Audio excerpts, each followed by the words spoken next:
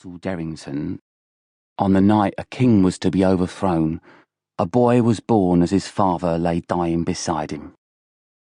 It was a story Oland had heard first when he was 8 years old. It had pained him then, and would pain him always, but he was forced to listen once more. Wickham continued. This man, this father of the newborn, had committed many bad deeds, and for this he was bound to be punished. As his wife brought their child into the world, a man in robes of black entered the room and stabbed the child's father through the heart. Then he turned, dagger in hand, to the young mother lying weeping on the floor, clutching the delivered infant to her breast. As she looked up at this insidious intruder, she was possessed by a fierce love for her child, a child brought into a world of instant cruelty. She reached back and grabbed a poker from beside the fire, striking it hard against the man's face, opening up a bony, bloodied chasm. A tankard fell onto the floor, spilling white wine across the flagstones as it rolled towards Oland's hand. He uncurled his little finger and sent it rolling back out. Wickham, candlestick in hand, bent down to retrieve it. Oland's heart started to pound. He was struck with a sensation that enveloped him like a shroud. A fleet of images flashed through his mind and ended in a vivid scene of dripping blood that quickly fled as Wickham stood up and carried on with his tale.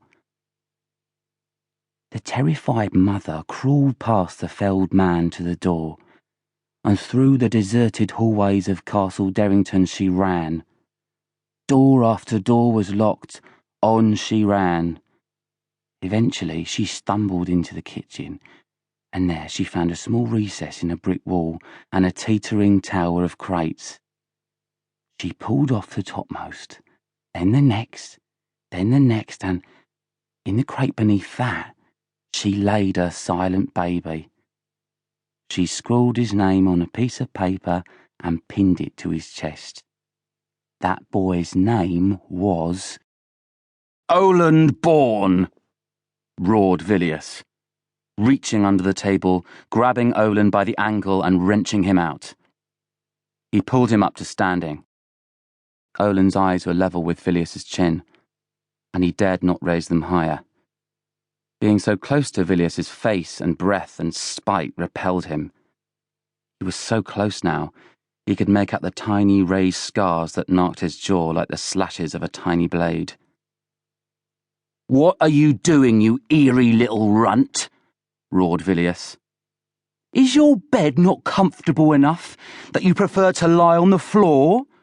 Or is spying what interests you? Look at me! Is there someone you have taken to spying for?" A treacherous man will forever see treachery in the eyes of others, Oland had once read. No, said Oland. I, what? Roared Viliuss. If you're not here to spy, what is it? What have you been doing all night? Despite himself, Oland's eyes flicked towards the stinking Hazenby, reminding him his earlier work had ultimately been in vain. "Why are you looking at him?" said Viliuss, grabbing Oland's face and squeezing it.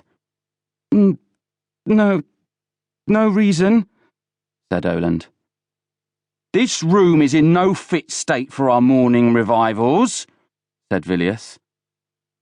"The Villian Games take place today, the event of the decade, and you're lying on the floor like a dog."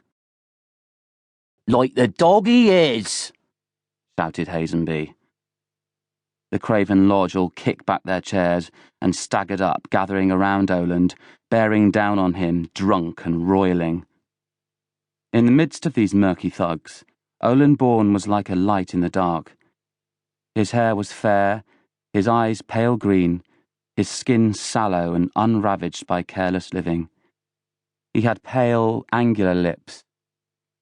As the cheekbones and jawbones of the Craven Lodge had been vanishing under layers of fat, Oland's were emerging. And though there were